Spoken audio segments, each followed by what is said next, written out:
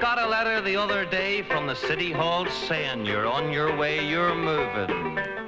10 long years on the housing list, we're going to make up for all the fun you missed. They wrote to say we apologise for all the delay, all the lies. They were going to make it up, yeah, they had got me a home. Out of it all, up and away, Wuthering Heights. Well, at first I thought it was a fairy story. I was wrong, it was a multi-story. Well, I packed my bags, I took a couple of things. I got a grant for moving and a pair of wings. I started shifting. My home's my castle, that's a joke. I'm 10 floors up and the elevator's broke. I need a doctor, flying doctor. 3 cheers for the Lord Mayor, he's been elected again, and again, and again. These seconds of darkness have been brought to you by the Northern Ireland Housing Executive. This is a typical stairway in these flats. This is Divis Flats. There are 1,200 flats here, housing over 4,000 people.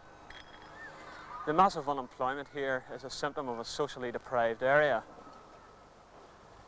This is the story of the destruction of a community. 10 years ago, this was a bustling street where children played at their own front doors. Mothers did all their shopping locally and talked with their neighbours. This area had evolved over a century, and the people recognised that some form of redevelopment was necessary. But just what kind of redevelopment? Who made the decision to replace this with this?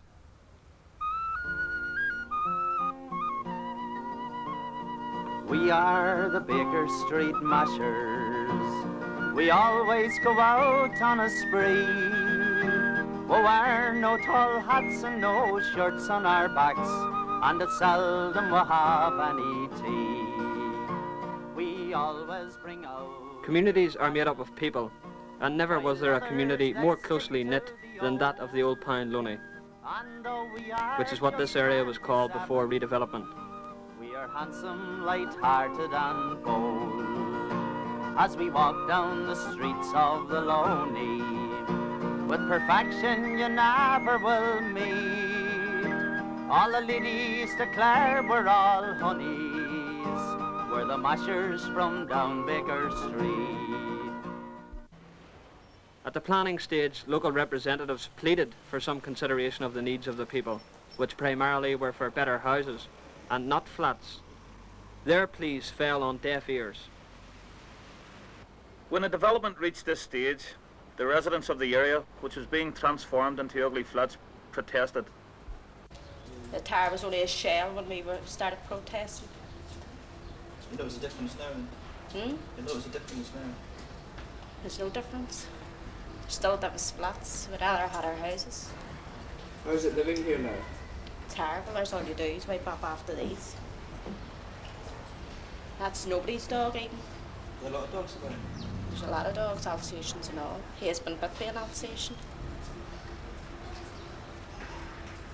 Conditions is terrible, and below we have our heating here. Round there is worse. So, Any chance of them changing? no, said the only way I'd get out of here is on a box. And my other one's suffering from chest now. They offered me Craig Oven. Now this is a 2-bedroom one, and it'll be £1.19 a week. When the next rise goes up, it's only £4.50 a week. I'm in here first. And that's about 4 years ago. What's it like for the kids here? Terrible. Should have nowhere to play. But these dissenters were, in their turn, opposed by some of the local clergy, who actively encouraged the population to move into these flats, and I quote, "The death of these old streets will actually be the beginning of a new life. It was certainly a new way of life, but nothing like the people had hoped." The then Minister of Development, Mr. Fitzsimmons, on opening the first high-rise block, was full of enthusiasm, with great hopes for the future of this development. But I dare say he would have passed up the opportunity of high-rise living. Long after the scrapping of plans for this sort of development in England, the planners here decided to embark on this new type of dwelling. The original plan was to have 960 flats, 18 shops and 5 pubs, each block of flats having a roof garden. This was to be completed by 1971. But here in 1977, what have we got? 1,200 flats, 9 shops, all in one area, and 1 pub. Possibly some of the original plan has been lost, or a bright young man contrived a way of converting 9 shops and 4 pubs into 240 flats. A magnificent feat by any standards.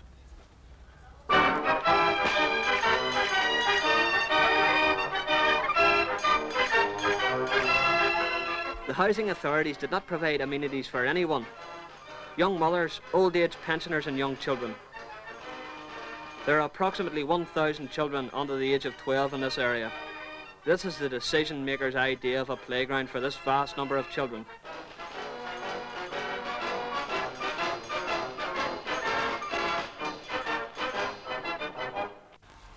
It's the worry as a children when they go out to play. As you know yourself, there's things they can get into and you just can't be with them all the time. You're just constantly worrying about them, you know.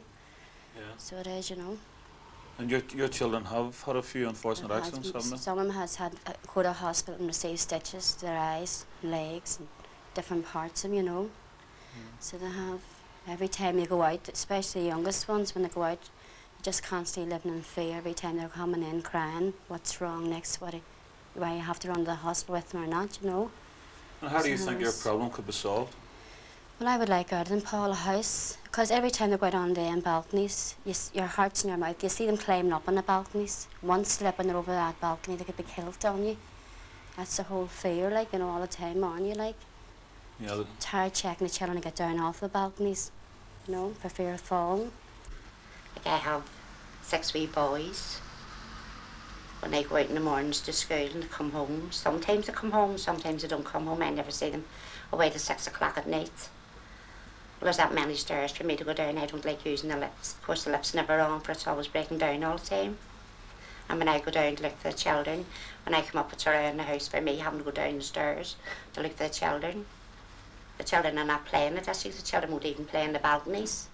You can't keep the children on the balconies if they're out playing on the balconies with a ball, although I don't allow the children to play on the balcony with balls. I tell them to go down onto the ground.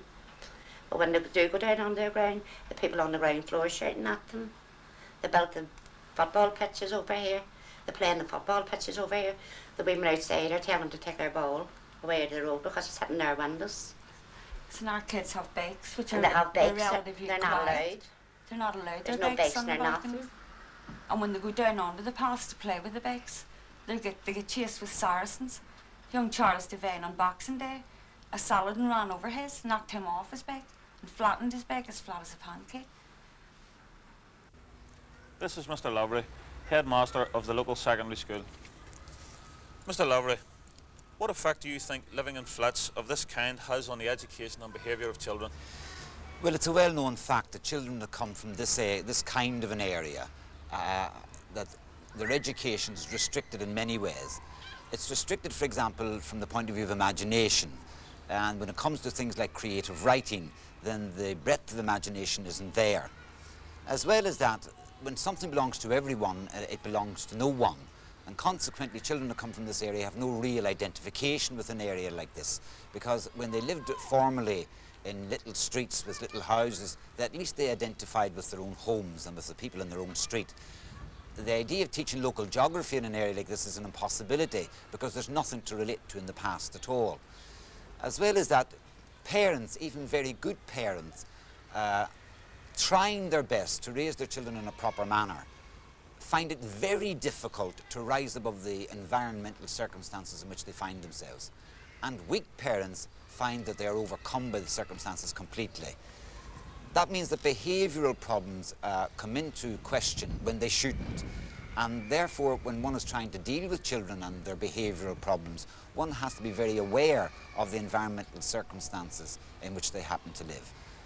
Overall, I would say it has a detrimental effect, and as well as that, a very constricting and restricting effect on the heights of imagination to which children can arise. If I can give you an example, there are as many people live in this area as live in the town of Ballycastle.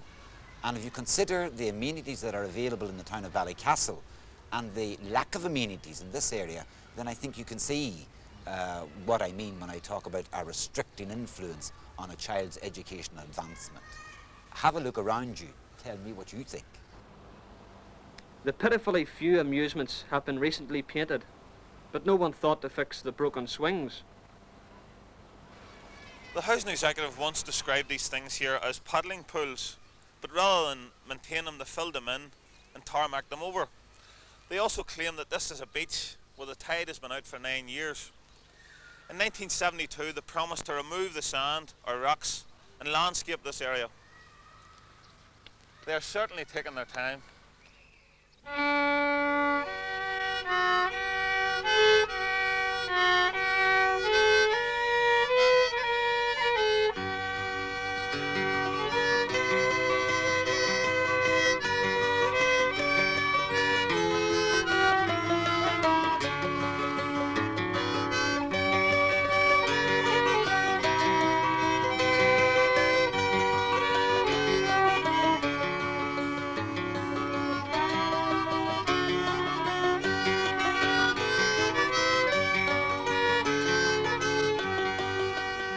The Northern Ireland Housing Executive could possibly be known as a Ministry of Silly Works.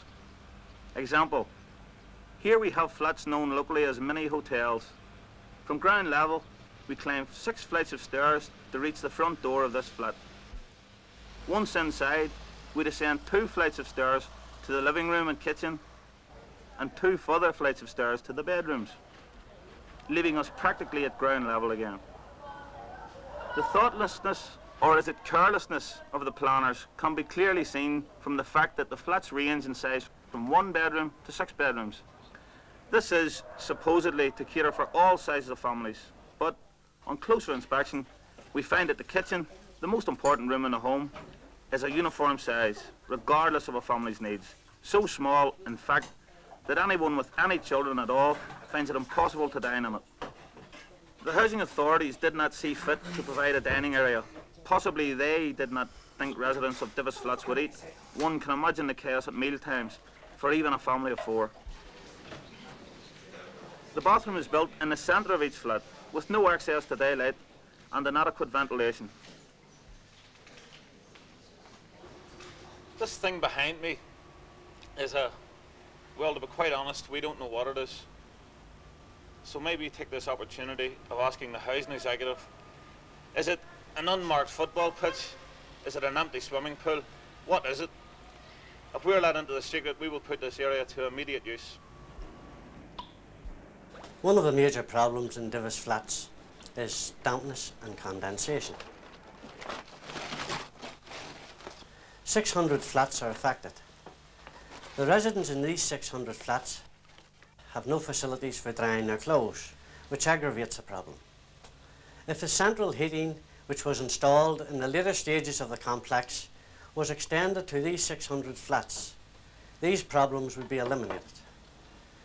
This is a typical example of the dampness and condensation. Sheila, in what way does dampness and condensation affect your life and your children's lives? Well, it makes it very miserable. Because when you're putting children in the bed at night, the bedclothes are really soaking. Children are freezing in the room, don't want to go to bed. It's the same in the morning when they're getting up. To keep the windows open all the time. So they tend to keep it open up day and night so that it'll condensation, it'll clear up, take the blackness out of the ceiling.